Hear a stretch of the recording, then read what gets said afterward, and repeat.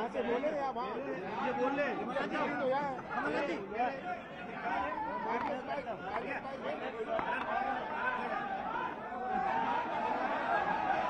नहीं बोलिए आप, हाँ मत बोलिए।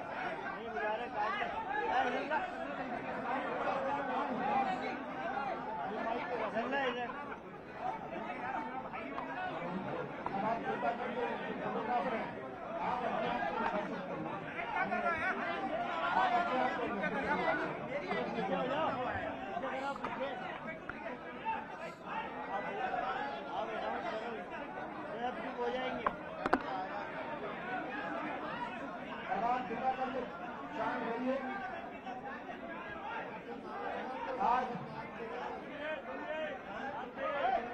आज के इस ऐतिहासिक दिन में मैं दीपक जोशी जी को स्वागत करता हूं और कुछ बोलने से पहले मैं उनसे निवेदन करता हूं कि ये भी आप सबको संबोधित करें। बैठ जाए इसका नहीं आता मुझे, बैठ जाए। उपस्थित सभी पत्रकार साथीगण और मेरे परिवार के सभी सदस्य, सम्माननीय कमलनाथ जी, सम्माननीय गोविंद सिंह जी, सम्माननीय सज्जन सिंह जी वर्मा, सम्माननीय लालेलाल जी बगल, जिन्होंने अभी मेरे साथ इस विचारधारा को अपनाया। मैं जनसंख्या दीपक हूँ। सन 1962 में मेरा जन्म हुआ था, जब मेरे पिताजी पहला चुनाव लड़े थे। मैं माता के गर्भ में था और उससे लेकर लगभग 40 साल वो एक ही सीट से विधानसभा का चुनाव जीतते रहे और वो जो बागड़ी जिससे वो चुनाव जीतते रहे, उस बागड़ी की स्थिति का मैं थोड़ी देर बाद बताऊंगा। साथ में मैं भी जो भोपाल के हमारी रहने वाले लोग हैं वो अच्छी तरीके से जानते हैं। आज सरवर भाई हमारे यूनिवर्सिटी प्रेसिडेंट पूर्व सैयद साजिद अली, जिनको कि हमने मैदान में हराया था कांग्रेस के ग्रुप के साथ मिलकर, वो यूनिवर्सिटी प्रेसिडेंट बन सकते थे लेकिन वो नहीं बन पाए। ऐसे मेरे सभी सम्मानित बहुत से छात्र नेता आज यहाँ पर मौजूद हैं। मैंने छात्र राजनीति भी की तो एक साफ सुथरेपन से, क्योंकि मेरे साथ मेरे पिता का जो प्रतिष्ठा लगी थी, जिसमें उन्होंने कहा था कि मैं किसी को दुख दिए बिना राजनीति करूंगा, सुख नहीं दे पाऊंगा तो दुख नहीं दूंगा। और ये पूरा प्रयास उनकी पूरी जिंदगी हुआ था। बाद में मुझे पार्टी ने टिकट भी दिया, मैं 3 बार विधायक रहा, मंत्री रहा। पिछला चुनाव में हार गया, ये स्वीकार करता, लेकिन हार के बाद मैंने कभी ये नहीं कहा कि उसने मुझे ऐसा किया, इसने ऐसा किया। ना पार्टी से कोई शिकायत की, ना पार्टी के पास गया। 18 के बाद पार्टी का परिसर से बड़ी तेजी से बदलने लगा और मैं तो ये साफ दावे के साथ कह सकता हूं कि कमलनाथ जी को लोग कहते हैं कि वो पूंजीपति हैं। अरे कमलनाथ जी तो उस विरासत को संभालने, क्योंकि इनके पिताजी पूंजीपति थे, तो उस पूंजी को बढ़ाने की जिम्मेदारी किसी लड़के की होती है या किसी को उसको घटाने की। पूंजीपति तो पूंजीपति रहेंगे, कमलनाथ भी पूंजीपति रहेंगे, क्योंकि उनकी पूंजी है। पूंजी को बढ़ाने का काम उन्होंने किया। लेकिन मेरे पिताजी की पूंजी ईमानदारी, करनी और करने का अंतर, जिसको मैं तो पूरी कोशिश कर रहा था, लेकिन उसमें से डंडे मार मार के ईमानदारी को गायब किया जा रहा था, शुचिता को गायब किया जा रहा था। उन कार्यकर्ताओं को जो जोशी जी के रास्ते पे चलना चाहते थे ईमानदारी से, उनको प्रकटित किया जा रहा था। मैंने सरकार के सभी जिम्मेदारों को ये बात कही, लेकिन मैं जानता हूं कि सुनने वाला कोई नहीं था। लगातार 2 साल से मैं एक मांग करता आ रहा था कि माननीय जोशी जी का स्मारक, क्योंकि मेरे पिताजी का जब देहांत हुआ था तब माननीय कमलनाथ जी मुख्यमंत्री थे, सज्जन भैया मंत्री थे, गोविंद सिंह जी मंत्री थे। जब उनके पार्थिव शरीर के दर्शन करने के लिए माननीय मुख्यमंत्री जी अपनी टीम के साथ आए थे, तब मुझसे उन्होंने पूछा कि अंत्येष्टि कहाँ होगी। तो मैंने कहा कि हाटपिपलिया में, हमारा गांव है, हमारा परिवार हाटपिपलिया में रहता, देवास जिले के। तो हाटपिपलिया में कहाँ होगी? तो मैंने कहा शमशान में। बोले जोशी जी की और शमशान में? बोले जोशी जी तो हमारे मध्य प्रदेश में देश के प्राण हैं, अगर उनका संस्थान में करेंगे तो लोगों का क्या मैसेज जाएगा, कौन जोशी जी को याद रखेगा? इसलिए जोशी जी की यादगार हाट पिपलिया में होना चाहिए, एक मैसेज जो ब्रांड है वो आम जनता तक पहुंचना चाहिए। तो मैंने हम क्या कर सकते, बोले आप नहीं कर सकते, मैं तो कर सकता ना। और उन्होंने उस वक्त कहा कि आप जमीन दिखवाइए सरकारी, मैं आपको जमीन दूंगा। सज्जन भैया, सम्मानीय आरिफ वकील जी, पीसी शर्मा जी, गोविंद सिंह जी लगातार मेरे संपर्क में रहे और 4 घंटे के अंदर हाट पिपलिया में बहुत बेशकीमती जमीन 80,000 स्क्वायर फीट हमने बताई कि ये जमीन है। कलेक्टर के माध्यम से माननीय मुख्यमंत्री जी तक मैसेज दिया। कमलनाथ जी पर जैसे ही मैसेज दिया 3 मिनट के अंदर उस जमीन के आवंटन को व्हाट्सएप पे दे दिया, 3 मिनट के अंदर। और कमलनाथ जी ने कहा कि कहां कोई दिक्कत हो तो मुझे बता। पिताजी के जाने के बाद माननीय मुख्यमंत्री जी तो है ही, लेकिन दिग्विजय सिंह जी, अरुण भैया, क्योंकि बागी से सांसद रहे अरुण यादव जी, राहुल भैया, उनका हमारा भले ही एक मामले में मतभेद रहा हो, लेकिन हमेशा हालचाल पूछते रहे। गोविंद सिंह जी का फोन आता था, लेकिन भाजपा वाले किसी का फोन नहीं आता था, वो लगता हमको भूल गए। मेरी पत्नी कोरोना से पीड़ित हुई, कल उसकी पुण्यतिथि थी, और आपको पता है कोरोना में कैसा माहौल था। हमको कहा गया कि तत्काल इनको इंदौर के किसी बड़े अस्पताल में भर्ती करवाओ, लेकिन कलेक्टर देवास को और प्रशासन को यह आदेश दिया गया था कि दीपक जोशी अगर कोई बात कहे तो उसे सुनना नहीं। ये माननीय शिवराज सिंह चौहान के निर्देश थे, और उस निर्देश के कारण मेरी पत्नी को एम्बुलेंस नहीं मिली और आज वो मेरा साथ छोड़ के चली। बाद में जिस स्मारक का शिलान्यास कमलनाथ जी को करना था, परिस्थितियां बदली, और आज जो शब्द राजनीति में चल रहा है, मुझसे पूछा जा रहा है कि क्या सेटिंग हुई, क्या सौदा हुआ, क्या बदले में लोगे। तब मैंने कहा कमलनाथ जी उद्योगपति जरूर है, लेकिन साथ में वो व्यक्तित्व है जो कहीं न कहीं सराहनीयता से भरा हुआ है। जब मैं उनके पास गया तो उन्होंने कहा कि आप किस मकसद से कांग्रेस में आना चाहते हैं। मैंने बताया सर, मेरे पिता की जो विरासत मुझे मिली है उसको लगातार झकझोरा जा रहा है। आज भ्रष्टाचार, माइनिंग माफिया, शराब माफिया, ठेकेदारों में भी माफिया रोक गए, हर चीज में माफिया वाले तैयार हो गया। और कर्नाटक में तो ये कहा जा रहा है कि 40%, मेरे ख्याल से यहाँ तो 80% जा रहा है। जो स्थिति आज प्रदेश की है उससे मैं ये कहने में कहीं नहीं हूं, लेकिन मेरे पिताजी का स्मारक नहीं बना तो मैं 3-4 बार बीडी शर्मा जी पास, मुख्यमंत्री जी पास गया, 2 साल से लगातार गुहार लगा रहा हूं। आप अपनी टीम भेज के देख सकते हैं कि वो बना। मैंने कहा कि भोपाल में 2 बार सांसद रहे, 25 साल निवासी रहे, मैं भोपाल का रहा, उनके नाम पे कोई चीज होना चाहिए। आज तक भोपाल में जोशी जी के नाम से कोई चीज नहीं। देवास, जिसका सबसे बड़ा जिला अस्पताल जोशी जी के अनशन के कारण बना था, आज देवास में भी उनका कोई नाम। और तो हाट पिपलिया जहां उनका जन्म हुआ, वो ITI की बिल्डिंग मेरे मंत्री काल बनी, उसका नाम जोशी जी के नाम करने से उनको गुरेज हो गया, क्योंकि विधायक नाराज हो जाएगा। विधायक नाराज होगा तो एक ईंट खसकेगी, उलट खसकेगी तो वो भूमि जो उन्होंने छल छिद्र और लालच से बनाई थी भरभरा के गिर जाएगी। इसलिए एक विधायक को खुश करने के लिए उन्होंने पिताजी की नामकरण करने के लिए तैयार। लगातार बात करने के बाद मैंने 20 दिन 25 दिन पहले लगभग बीडी शर्मा जी को बताया, हिदानंद जी वही बैठे, ये सब काम होना चाहिए। तो उन्होंने कहा कि मैं बात करूंगा, आज मुख्यमंत्री जी के साथ मेरी मुलाकात। 4 दिन बाद वो स्वयं मिले, मैंने बात नहीं की, वो स्वयं मिले और उन्होंने कहा कि हमारी मुख्यमंत्री से बात होगी, बहुत जल्दी काम हो जाएगा। मैंने लगभग 2 हफ्ते इंतजार किया। जब वो काम की शुरुआत नहीं हुई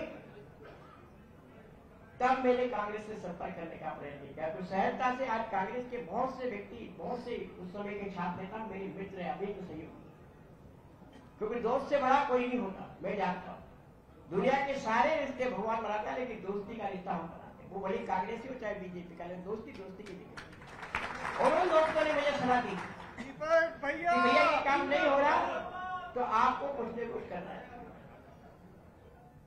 एक बार मैं 74 बंगले से गुजर रहा था। सम्मानीय नंद कुमार सिंह चौहान मेरे गुरु हैं, तो मेरे पिताजी ने मुझे राजनीति नहीं सिखाई, नंदू भैया ने मुझे राजनीति सिखाई। जब 98 से 2003 तक माननीय जोशी जी विधायक नहीं थे, नंदू भैया बागली के सांसद थे, मुझे जिला योजना समिति का उन्होंने सदस्य बनाया और हर जगह मुझे घुमा के कैसे बोलना है, कैसे बात करना है, कैसे। उन नंदू भैया के घर के द्वारा मैं हमेशा हाथ जोड़ता था। देखा कि नंदू भैया का भवन ही खंडन हो गया। मैंने कहा क्या हो रहा? बोले साहब माननीय मुख्यमंत्री जी जब 15 महीने मुख्यमंत्री नहीं रहे तो उनको छोटे बंगले में नींद नहीं आई और अपनी आगामी नींद जो उनकी होने वाली, मेरे लगता उनको भविष्य दे लग रहा। उन भविष्य के आधार पर नंदू भैया का बंगला तोड़ के 1-7-8 करोड़ का बंगला हो तैयार था।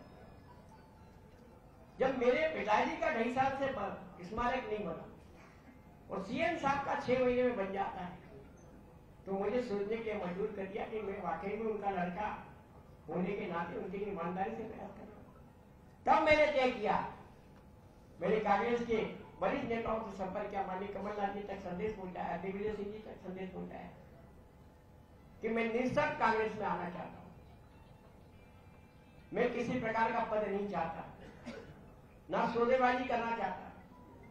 और मैं आज इस मंच से कांग्रेस कमेटी के इस कार्यालय में पहली बैठक में आप सब लोगों को भी बता देना चाहता हूं कि मैं उस परिवार से हूं जिसने कभी किसी के लिए चोरी डाका नहीं डाला। मेरे पिताजी को जब 98 में, आपको याद होगा, उमा भारती जी को टिकट दिया गया था, पिताजी का टिकट काट दिया गया था, जो पत्रकार साथी उस समय की गवाह है। जोशी जी को कहा गया था कि आप खंडवा से चुनाव लड़ लो। जोशी जी ने यह कह के कि नंद कुमार की उम्र क्या है, उसकी सीट क्यों, वो चुनाव नहीं लड़े। बाद में राज्यसभा में जरूर गए। आंख में मेरे सामने ये कहा गया था कि करोड़ खातेगांव निजी सीट है, आप वहां से लड़ो। पिताजी के जब पास में गया तो उन्होंने डांटते हुए मुझे कहा था कि ब्रजमोहन धूल की क्या गलती है, सिटिंग है बोलते ब्रजमोहन धूल, क्यों उसका टिकट काट? लड़ना है तो इसी जगह से लड़ो जहां से हमारा विधायक नहीं। मुझे हाथ रुपया सीट दी गई थी।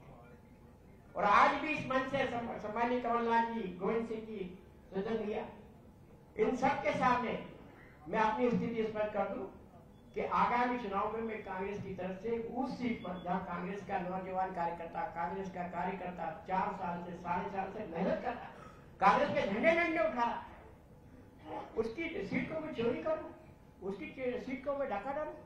इसलिए मैं उस सीट पर चुनाव में लड़ूंगा जहां कांग्रेस का कार्यकर्ता। और मैंने कहा कि मैं उस पिच का खिलाड़ी हूं जिसमें शिवराज जी रहे, और शिवराज जी 0 थे, मैं हीरो हूं। शिवराज जी कुछ नहीं थे उस कॉलेज में, रिकॉर्ड पता कर लो, मैं उस कॉलेज का अध्यक्ष था। अगर शिवराज सिंह चौहान से आप पूछोगे कि शिवराज जी आप जिस कॉलेज में पढ़े उस कॉलेज का प्रेसिडेंट कौन था, तो शिवराज जी को कहना पड़ेगा दीपक जोशी। मैं शिवराज सिंह चौहान के पेश के भाव को जानता हूं, कौन सी गेंद पे इसकी गिलियां बिखरेगी वो मैं अच्छी तरीके से जानता हूं। मुझे कमलनाथ जी मौका दे, मैं बुधनी के मैदान में कांग्रेस के प्रत्याशी के रूप में अगर मुझे इशारा भी कर दे तो मैं 2-4 दिन में वहां से तैयारी शुरू कर दूंगा। और ये विकेट जिसकी तलाश कांग्रेस पार्टी को है वो विकेट में लाके दूंगा। मैं फिर कहता हूं, मैं पद के लिए नहीं आया, मैं प्रतिष्ठा के लिए नहीं आया, मैं सम्मान के खातिर आया। सम्मान जिन्होंने दिया उनके साथ जुड़ा, क्योंकि 3 महीने में जमीन देने वाला, 2-3 महीने में बात करने वाले, चाहे सज्जन सिंह वर्मा हो, चाहे गोविंद सिंह की हो, चिंता करने वाले मेरे ये दोस्त, भले ही कांग्रेस में रहो, मेरे पास आते थे, कहीं न कहीं बिखरा हुआ था मैं, लेकिन उसके बाद भी उन्होंने मेरे परिवार को और मुझे सहयोग लगातार दिया। इसलिए मैंने तय किया कि मैं उस सम्मान के लिए उस सम्मानकर्ता के पास जाऊंगा जो पिताजी के सम्मान को बढ़ा पाए। माननीय कमलनाथ जी से एक निवेदन जरूर करना चाहूंगा कि बागली जोशी जी की कर्मभूमि रही है और लंबे समय तक वहां काम किया। और मैं तो कहता हूं बागली एकमात्र ऐसी सीट होगी दुनिया में जिसमें ईमानदारी को, लेकिन उस बागली में भ्रष्टाचार की ऐसी वैतरणी चल रही है कि आप सुन के डरे जाओगे। 18.5 करोड़ का पेपर में घोटाला देख रहा नगर पंचायत। 2 साल से हम जिम्मेदारों को कह रहे कि भैया घोटाला हुआ, घोटाला हुआ, घोटाला हुआ। जिम्मेदारों में से कुछ ने तो अकेले में मुझे यहाँ तक किया, कार्यकर्ताओं ने खा लिया, तो तुम काय को कर रहे हो? क्या पार्टी में दाव में लगा? फॉर्च्यूनर, इंडिवर, मेरी गाड़ी, मेरे खानदान में भी गाड़ियां नहीं है दूर दूर तक, मेरे साथियों पे भी नहीं, तो साथी भी सब मिडिल क्लास है। कुछ तो स्कूटर छाप, अभी भी स्कूटर पे घूमता, सर्व भाई से पूछो, आज भी स्कूटर से घूमता, साइड भाई से पूछो, मैं स्कूटर पे घूमने वाला व्यक्ति, आसिफ खड़ा है, ये सब ये सब जानते हैं। तो मैं तो स्कूटर पे चल लेता, लेकिन वहां का एक चतुर्थ क्लास आदमी जो सीएमओ के प्रभार में, चतुर्थ क्लास आदमी सीएमओ के प्रभार में आता है, करोड़ों का गोडाउन बना लेता है, करोड़ों के मकान बना लेता है, इंडिया और फॉर्च्यूनर गिफ्ट कर देता है। गिफ्ट नेताओं को गिफ्ट वही है। ये बात मैं कहता हूं, ये सिलसिला यही नहीं थमा। माननीय जोशी जी के समर्थक मेरे समर्थक, क्योंकि मैं जोशी जी का पुत्र हूं, उनका उत्तराधिकारी, और वो सिर्फ इसलिए मेरा साथ देते कि मैं जोशी जी का उत्तराधिकारी। गरीब लोग हैं, किसी प्रकार की कोई उम्मीद उनको हमसे नहीं है। 4-4 पुड़िया, 3-3 पुड़िया, उनके मकान तोड़े गए।